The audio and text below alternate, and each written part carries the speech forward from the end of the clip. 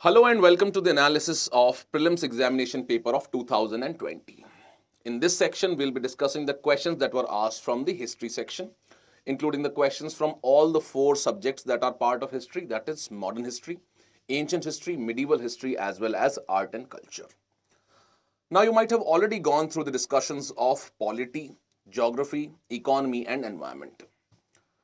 Now, one thing that should be noticed about these subjects is that in these particular portions, questions are asked both from the static part of the syllabus as well as from the current affairs. However, history is unique amongst these subjects. This is because history is mostly static in nature and it does not have any direct correlation with the current affairs. So if you have gone through this year's paper, you will find that there were around 19 questions from ancient, medieval, modern, as well as art and culture. So this brings us to the next question as to how to prepare history for the prelims examination. So first thing about history preparation for the prelims examination is that you need to learn more and more from the static textbooks related to history. For example, for modern history, you can always refer to Bipan Chandra. For ancient and medieval history, you can go through the old NCRTs as well as the new NCRTs. However, what is the most important part of preparation is the revision of these particular themes from modern, ancient, and medieval history as well as art and culture. And for having a good amount of revision, you can always go through a prelims test series. In this regard, if you had religiously done the prelims test series, you would have easily been able to answer most of the questions that were asked from the history section.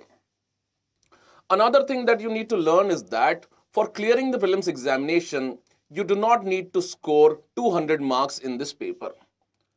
And if you have gone through the cutoffs of previous years, you will find that it has been hovering around 100 marks.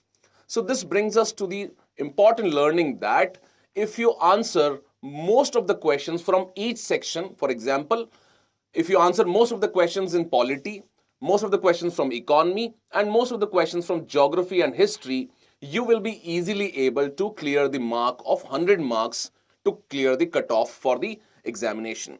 And that is why if you keep on practicing more and more questions from the prelims test series, you will be easily able to handle most of the questions from all these sections that are asked in the preliminary examination. So let us start the discussion of the history questions of the preliminary examination of 2020. Now, the first question that we are taking from the history section from the prelims examination of 2020 is this, and it reads, Wellesley established the Fort William College at Calcutta because of. Now, if you have learnt in detail about the modern history, you will find that the Britishers first came to India as merchants. And through the establishment of East India Company, they started trading with India.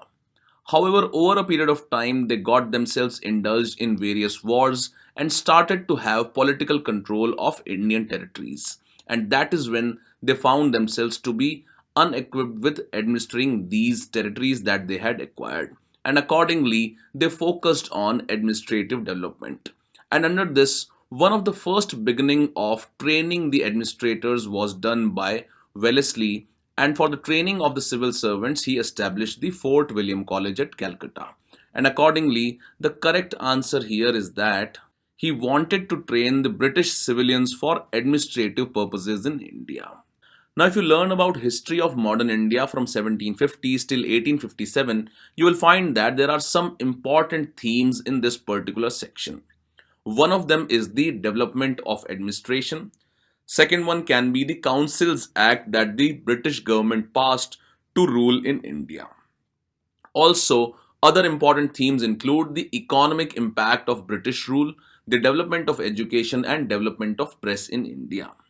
And accordingly, if you look at the development of administration in India, you will find that this establishment of Fort William College by Wellesley was one of the important steps in training the British civilians for administrative purposes in India.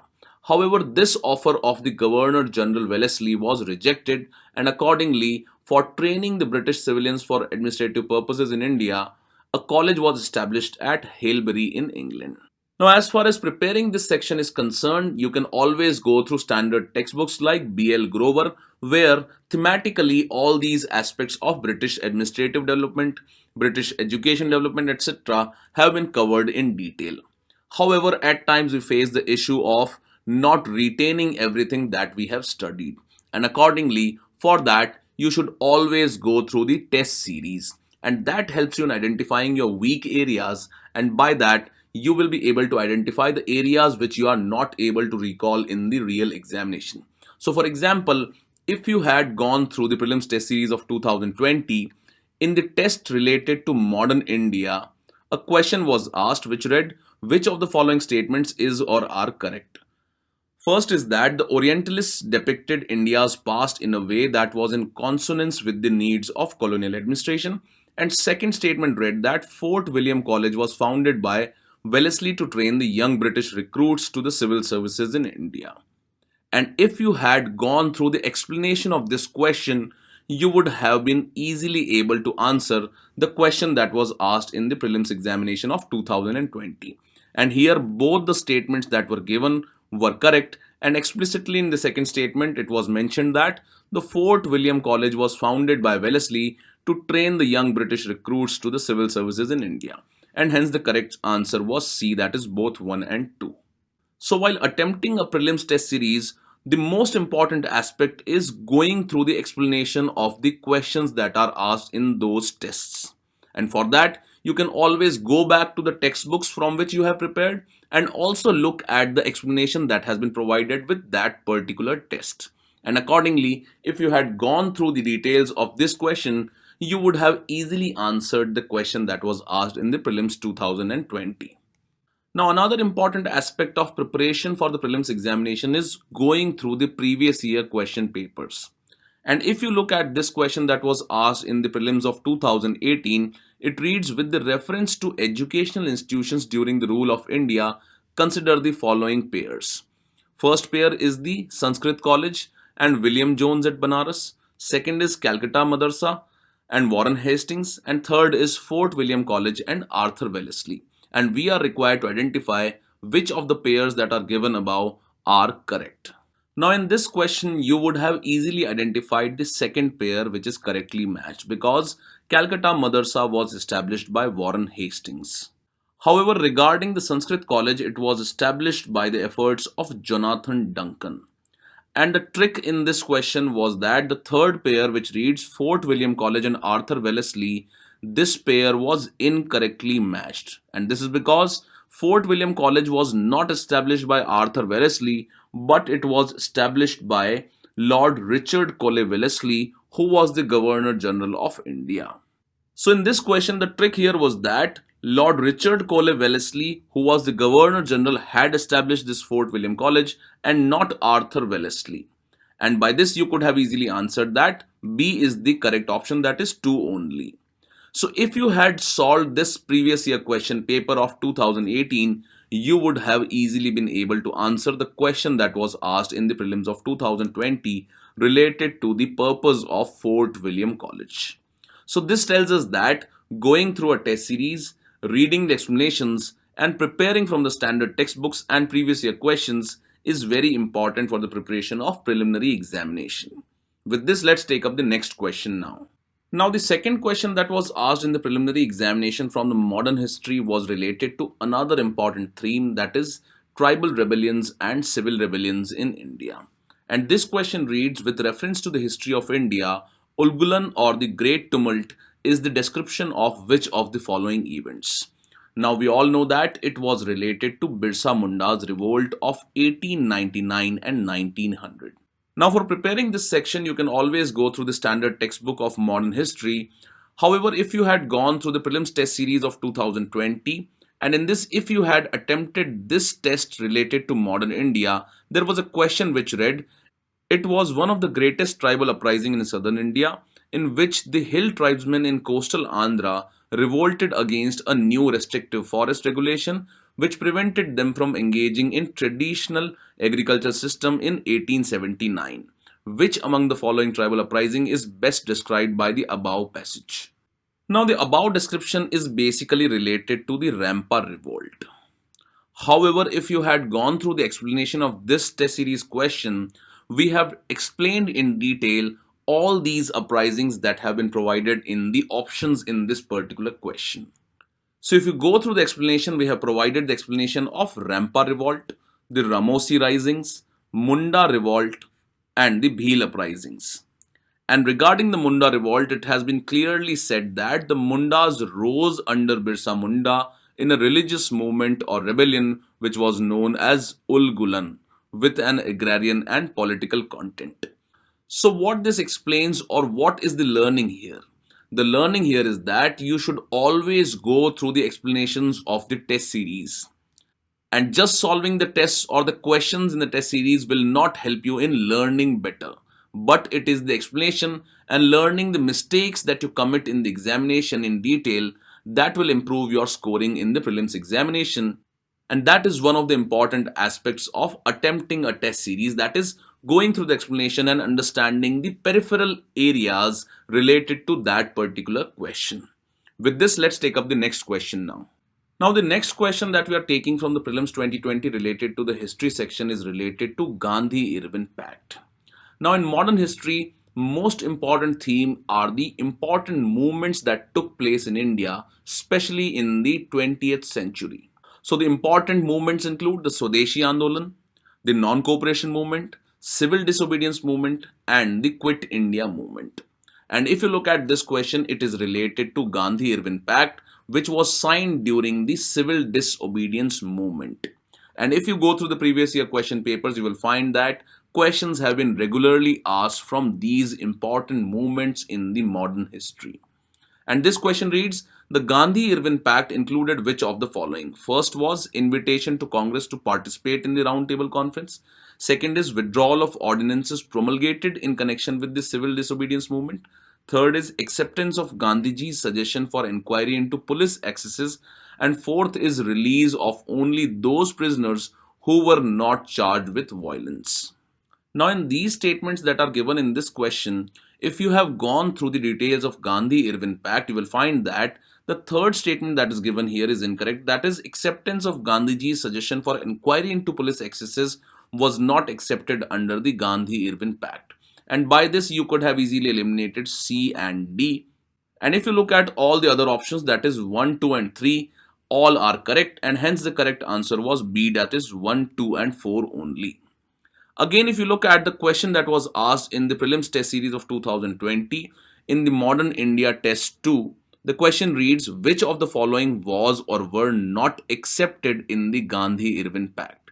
First is public inquiry into police excesses. Second is commutation of Bhagat Singh and his comrades' death sentence to life sentence.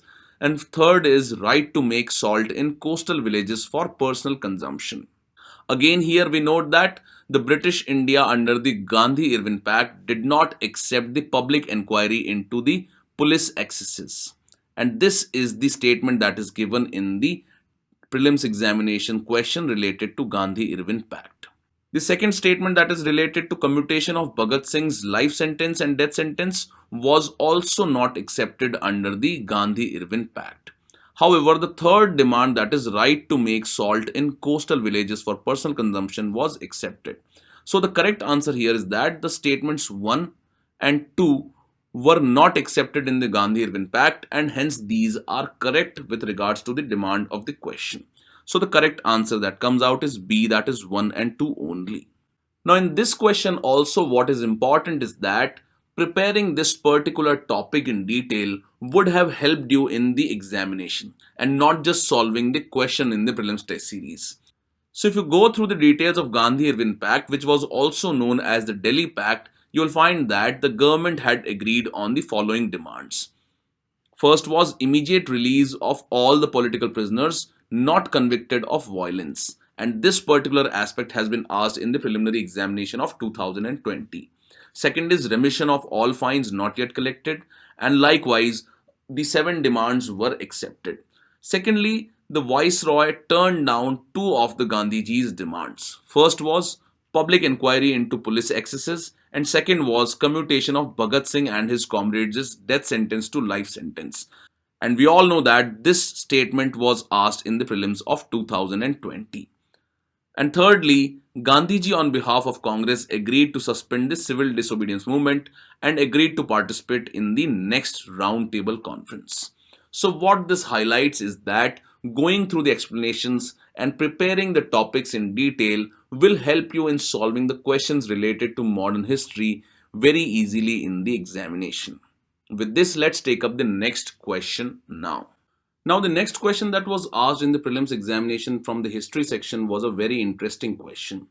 And this question required us to compare the philosophies of Mahatma Gandhi and Karl Marx. So the question reads, one common agreement between Gandhism and Marxism is A. The final goal of a stateless society, B. Class struggle, C. Abolition of private property, and D is economic determinism. Now, in the mains examination in the general studies paper 1 in the history section, if you go through the previous year question papers, you will find that questions have been asked in the mains examination which require us to compare the philosophies or the approaches of important leaders during the modern history. For example, there was a question which required us to identify or compare the approaches of Mahatma Gandhi and Subhash Chandra Bose. Further, as far as modern history is concerned, everything related to Mahatma Gandhi and his philosophy becomes very important for us from preliminary as well as mains examination point of view. So accordingly, you have to prepare Mahatma Gandhi related topics in detail from the exam point of view. Now, in the Focus magazine of March 2019, there was an article which read, what is the core difference among Marxism, Maoism, and the Gandhian socialism? Accordingly, it reads, according to Karl Marx, the modern capitalist state is not democratic as it protects the capitalist elite who own means of production.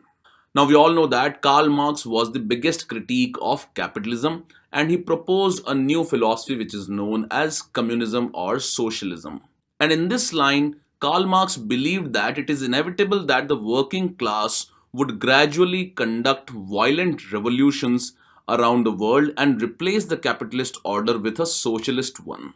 And once this dictatorship of proletariat or collectivist rule of working class establishes the socialism globally, it would then transform itself into a stateless, classless, and moneyless communist utopia.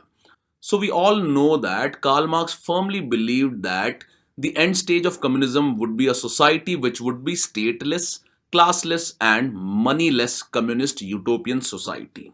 And if we compare the Gandhian socialism with the Marxian socialism, we find that Gandhian socialism stood for social cohesion and he did not believe in the class struggle as proposed by Karl Marx. However, Gandhian socialism was also averse to centralized planning and he believed in making villages self-sufficient both in administrative and economic terms, which highlights that Gandhiji's socialism was also having a belief of a stateless society in the end.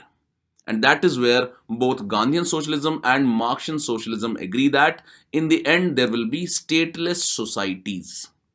And if you look at this question, it reads, one common agreement between Gandhism and Marxism is that the final goal of a stateless society. Both Karl Marx's philosophy as well as the Gandhian philosophy believed in the final goal of a stateless society. And we all know that Karl Marx had proposed that in a communist utopia, a society will be formed which will be stateless, classless, and moneyless. Also, Gandhian socialism believes that there will be villages which will be self-sufficient both administratively as well as economically, which means that Gandhian socialism also believes in the final goal of a stateless society. So this was a very interesting question that was asked in the prelims of 2020. And we had covered this particular topic in the Focus magazine of March 2019. With this, let's take up the next question now. Now, the next question that was asked from the modern history is related to indigo cultivation in India. And this aspect is related to the economic impact of British rule in India because during the British rule, they had introduced various cash crops in India. And that had a mixed impact on the Indian agriculture.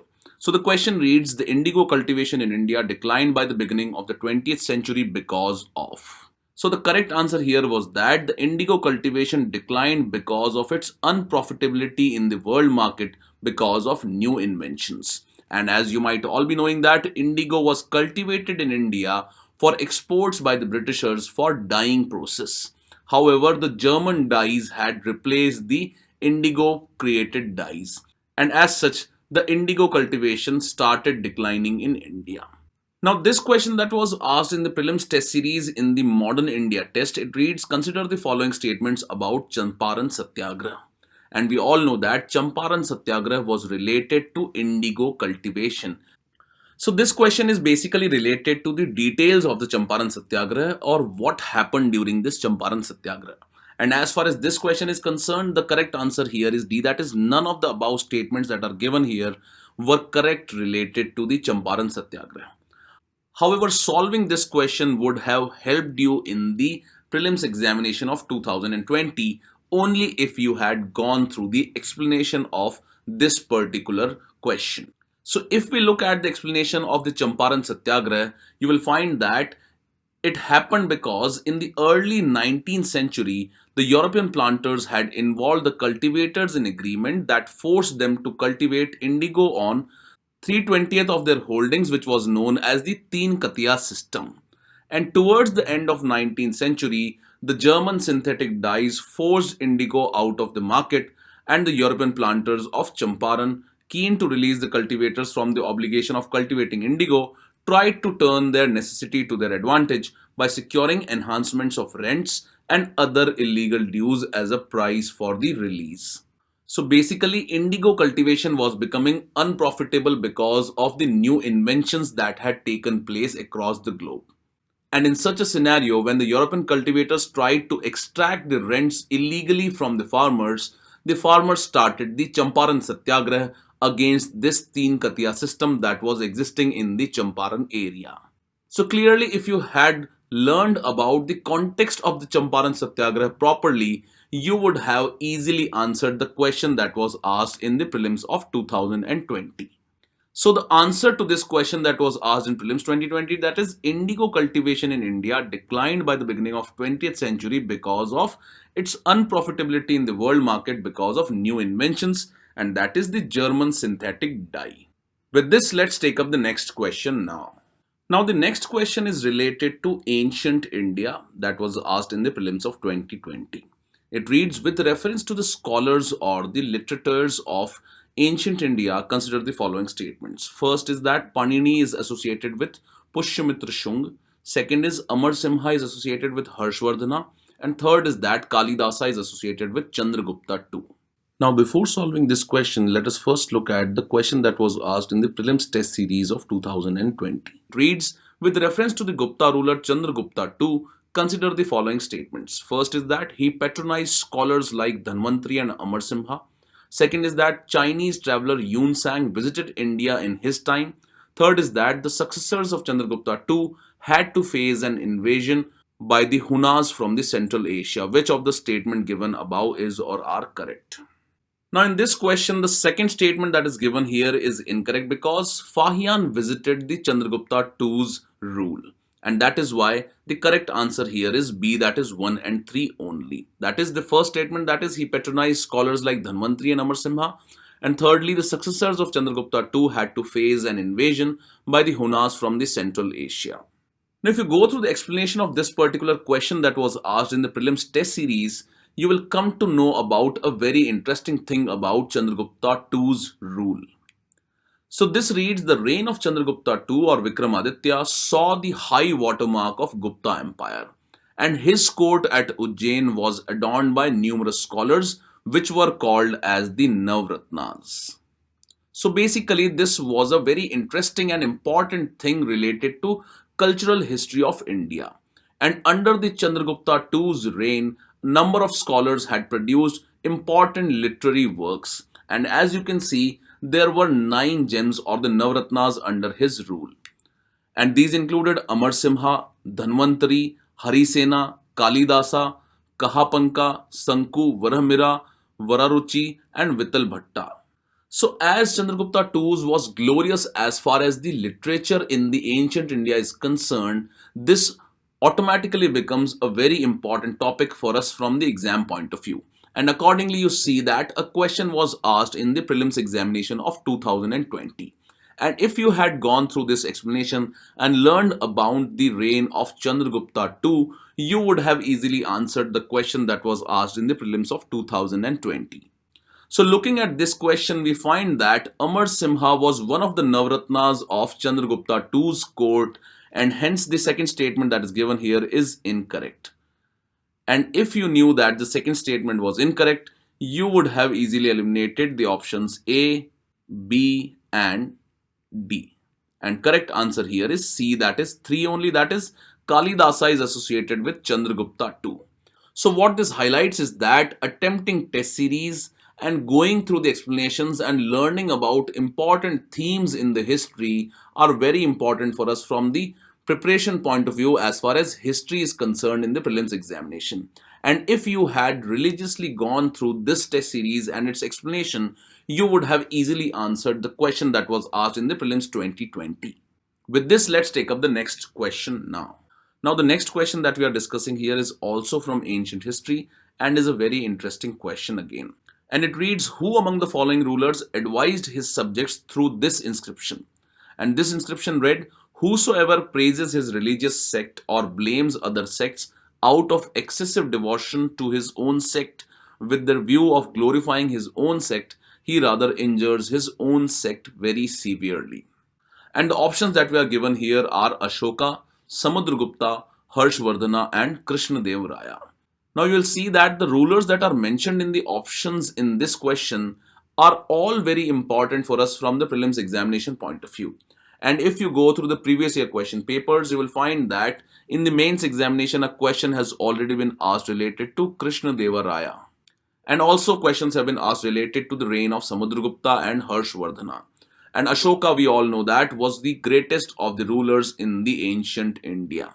So accordingly, if you go through this question that was asked in the prelims test series in the thematic test, it reads, which of the following statements regarding Ashoka's Dhamma is or are correct? First is that Ashoka equated Dhamma as the teachings of Buddha. Second is that humane treatment of servants by masters and prisoners by government officials was one of his Dhamma. Select the correct answer using the code given below.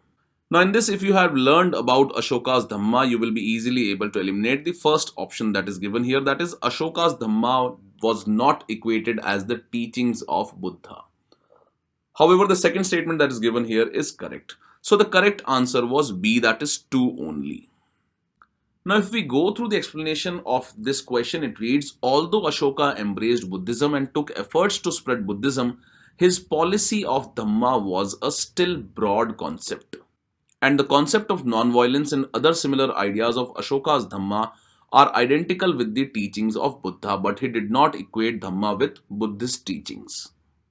Now in various edicts and inscriptions, Ashoka had outlined what the Ashoka's Dhamma meant.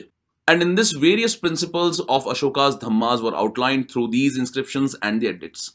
In this, if you look at this principle, it reads, consideration and non-violence to animals, courtesy to relations, and liberality to Brahmins. Now, Ashoka's time was a time when there were a lot of sects that were developing in India.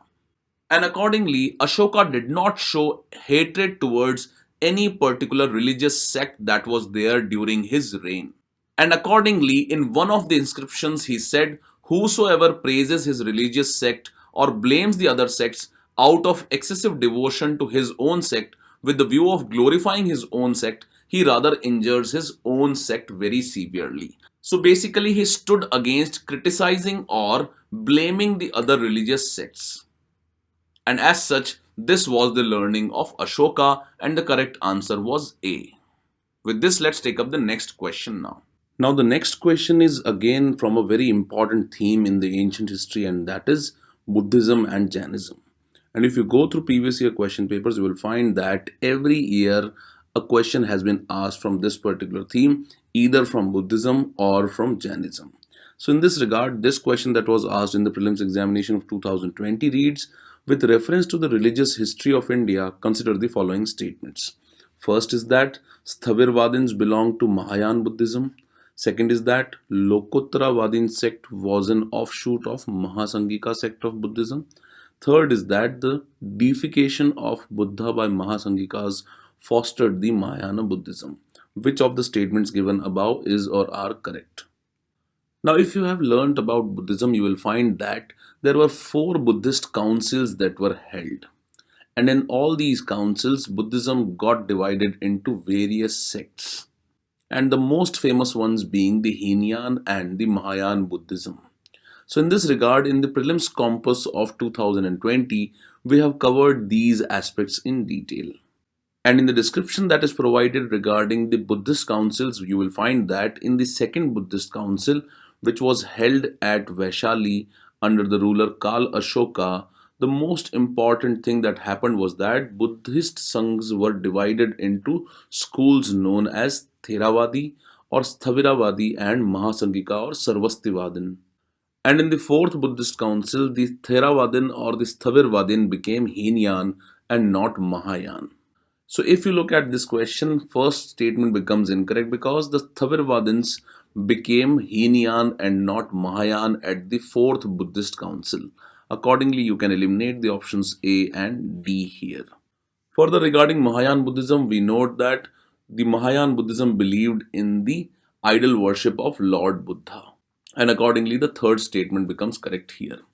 Now, this Mahasangika sect, which was established at the Second Buddhist Council, got further divided into various sects, out of which Lokottaravadin sect was the most famous one.